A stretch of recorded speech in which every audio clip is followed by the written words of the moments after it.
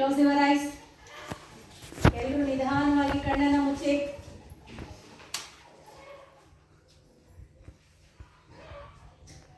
ಮನಸ್ಸಿನಲ್ಲಿ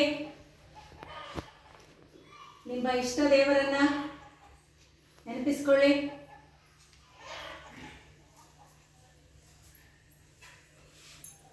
ಇವತ್ತು ನೀವು ಬೇರೆ ಬೇರೆ ಕಡೆಯಿಂದ, ಬೇರೆ ಬೇರೆ ಮನೆಗಳಿಂದ, ಬೇರೆ ಬೇರೆ ವಾತಾವರಣದಿಂದ ಶಾಲೆಗೆ ಬಂದಿರ್ತೀರಾ. ಅಲ್ಲಿ ಇಲ್ಲಿ ಎಲ್ಲೋ ಹರಿದೋಗಿರ್ತಕ್ಕಂಥ ನಿಮ್ಮ ಮನಸ್ಸನ್ನ ಏಕಾಗ್ರತೆಯಿಂದ ಒಂದು ಕಡೆಗೆ ಕೇಂದ್ರೀಕರಿಸಿ, ಮನಸ್ಸಿನಲ್ಲಿ ಇರ್ತಕ್ಕಂತಹ ಕೆಟ್ಟ ಆಲೋಚನೆಗಳನ್ನು, ಕೆಟ್ಟ ವಿಚಾರಗಳನ್ನು ಮನಸ್ಸಿನಿಂದ ತೆಗೆದುಹಾಕಿ ಕೇವಲ ಒಳ್ಳೆಯ ವಿಷಯ, ಒಳ್ಳೆಯ ಆಲೋಚನೆಗಳು, ಒಳ್ಳೆಯ ನಡವಳಿಕೆಗಳು ಮಾತ್ರ ನಿಮ್ಮ ಮನಸ್ಸಿನಲ್ಲಿ ಮೂಡಲಿ. ಮನಸ್ಸಿನಲ್ಲಿಯೇ ನಿಮಗೆ ಇಷ್ಟವಾಗಿರ್ತಕ್ಕಂತಹ ನಿಮ್ಮ ಇಷ್ಟ ದೇವರನ್ನು ನೆನಪಿಸಿಕೊಂಡು ಇವತ್ತು ಶಾಲೆಯಲ್ಲಿ ಶಿಕ್ಷಕರು ಹೇಳಿಕೊಡುವ ಎಲ್ಲ ಪಾಠವನ್ನು ಏಕಾಗ್ರತೆಯಿಂದ ನಾವು ಕಲಿತೀವಿ.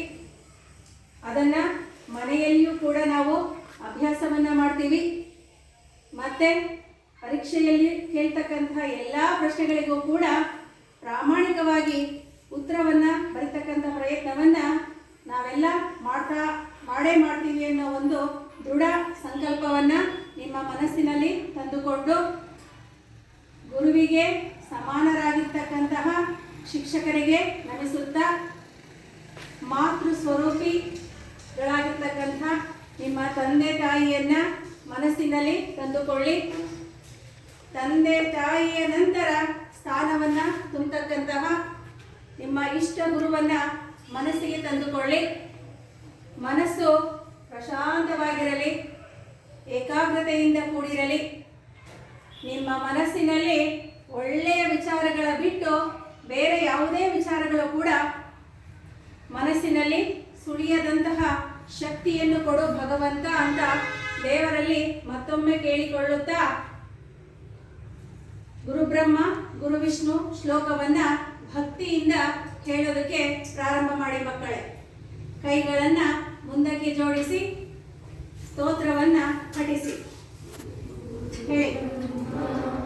ಗುರು ವಿಷ್ಣು ಗುರುದೇವೋ ಮಹೇಶ್ವರಃ ಗುರು ಸಾಕ್ಷಾತ್ ಪರಬ್ರಹ್ಮ ತಸ್ಮೈ ಶ್ರೀ ಗುರುವೇ ನಮಃ. ಓಂ ಶಾಂತಿ ಶಾಂತಿ ಶಾಂತಿ. ಕರಾಗ್ರೆ ಹೇಳಿ.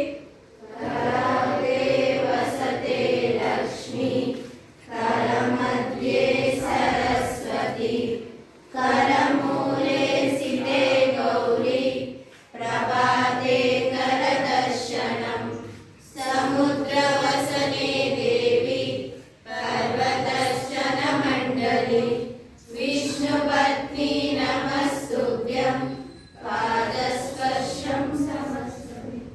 ಕೈಗಳನ್ನು, ಹಸ್ತಗಳನ್ನು ಪರಸ್ಪರ ಒಂದಕ್ಕೊಂದು ಉಜ್ಜಿಕೊಳ್ಳಿ ಮಕ್ಕಳೇ. ಉಜ್ಜಿಕೊಂಡಾಗ ಉತ್ಪತ್ತಿಯಾಗುವ ಶಾಖವನ್ನು ನಿಮ್ಮ ಕಣ್ಣಿಗೆ ವರ್ಗಾಯಿಸಿ.